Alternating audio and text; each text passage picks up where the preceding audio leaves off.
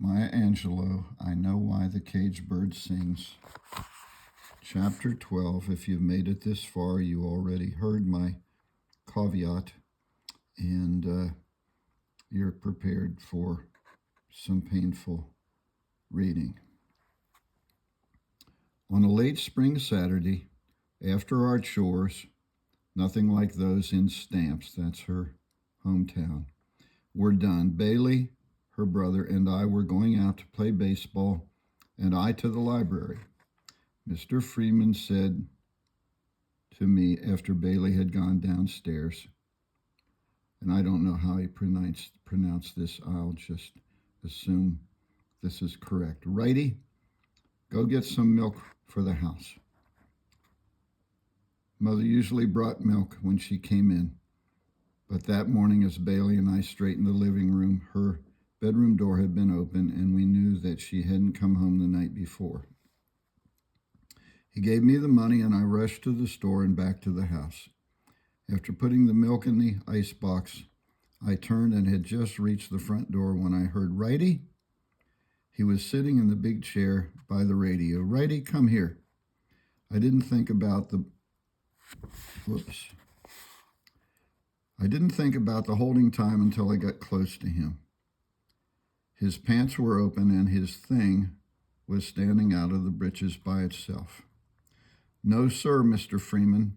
I started to back away. I didn't want to touch that mushy, hard thing again, and I didn't need him to hold me any more. He grabbed my arm and pulled me between his legs. His face was still and looked kind, but he didn't smile or blink his eyes. Nothing. He did nothing except reach his left hand around to turn on the radio without even looking at it. Over the noise and the static, he said, "Now this ain't gonna hurt you much. You liked it before, didn't you?"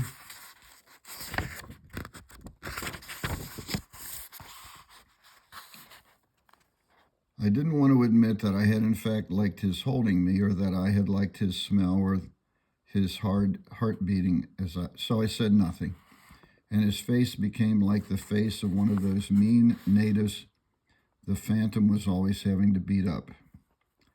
His legs were squeezing my waist. "Pull down your drawers." I hesitated for two reasons. He was holding me too tight to move, and I was sure that any moment my mother or Bailey or the Green Hornet would bust in the door to save me. We was just playing before. He released me enough to snatch down my bloomers. Then he dragged me closer to him.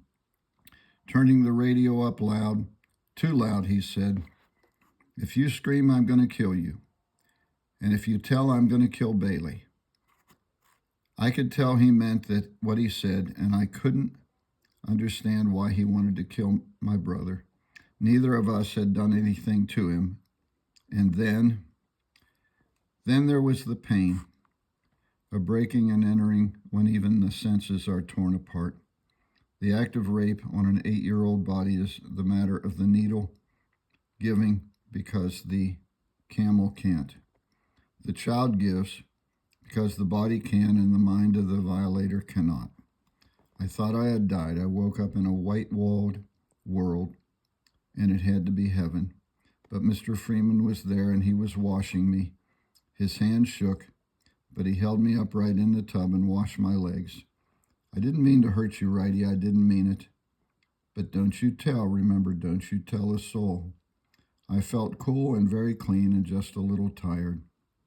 "No, sir, Mr. Freeman, I won't tell. I was somewhere above everything.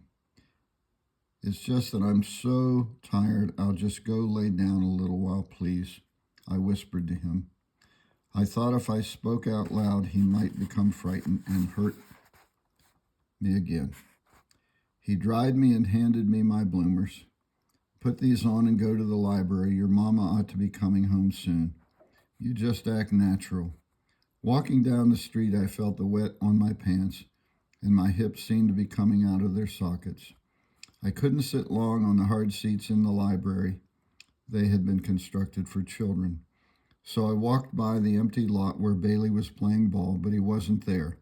I stood for a while and watched the big boys tear around the dusty diamond and then headed home. After 2 blocks, I knew I'd never make it, not unless I counted every step and stepped on every crack.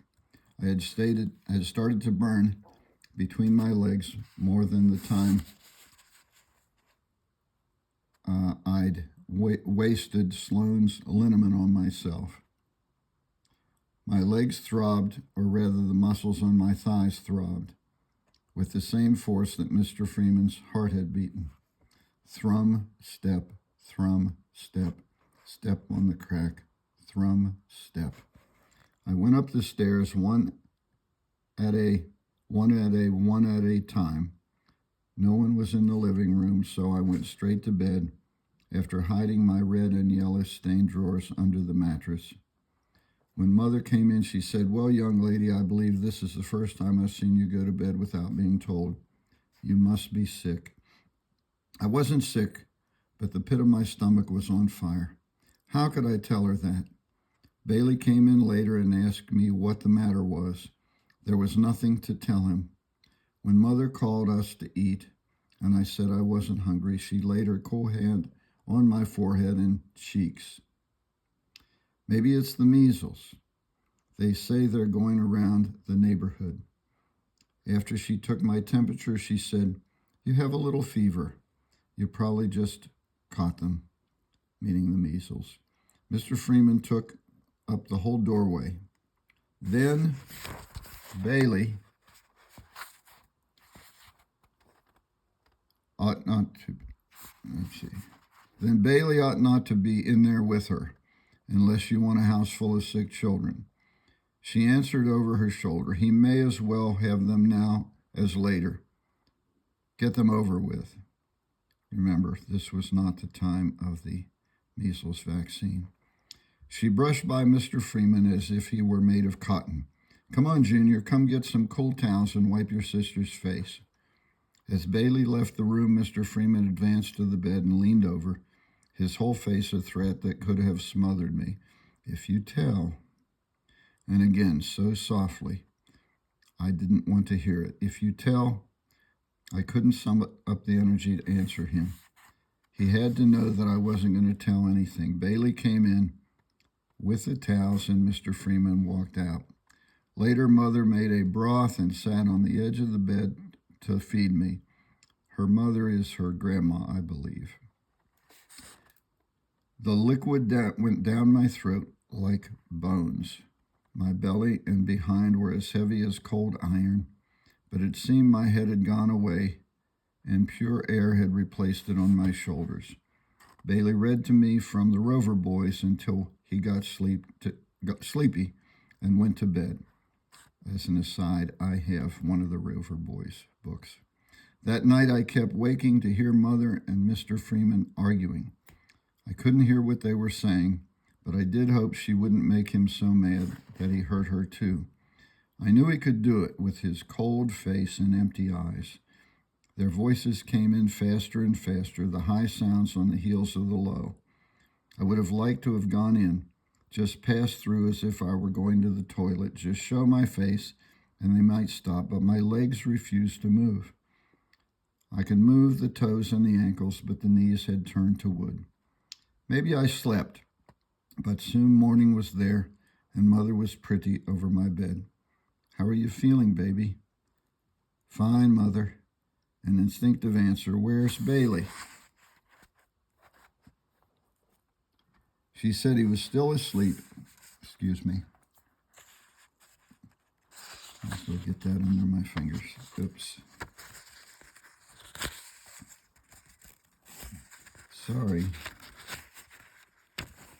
It looks easy. All right, maybe I should have waited. Anyway, she had been in the room off and on to see about me. I asked her where Mr. Freeman was, and her face chilled with remembered anger. "He's gone. Moved this morning. I'm going to take your temperature after I put on your cream of wheat." Could I tell her now? The terrible pain assured me that I couldn't. What he did to me and what I allowed must have been very bad if already God let me hurt so much. If Mr. Freeman was gone, did that mean Bailey was out of danger? And if so, I told him, would he still love me? After Mother, and if so, if I told him, would he still love me? After Mother took my temperature, she said she was going to bed for a while, but to wake her if I felt sicker. She told Bailey to watch my face and arms for spots, and when they came up, he could paint them with calamine lotion. That Sunday goes and comes in my memory like a bad connection on an overseas telephone line. Once Bailey was reading The Katzenjammer Kids to me, and then without a pause for sleeping, Mother was looking closely at my face, and soup trickled down my chin, and some got into my mouth, and I choked. Then there was a doctor who took my temperature and held my wrist. Bailey!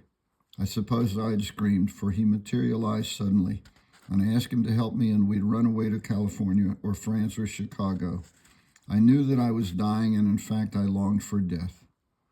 But I didn't want to die anywhere near Mr. Freeman. I knew that even now he couldn't have allowed death to have me unless he wished it to. He wouldn't have allowed death to have me unless he wished it to.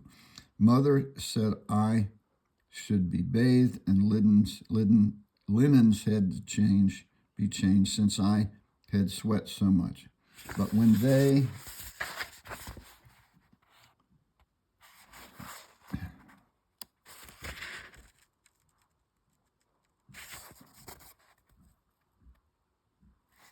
I'm so sorry.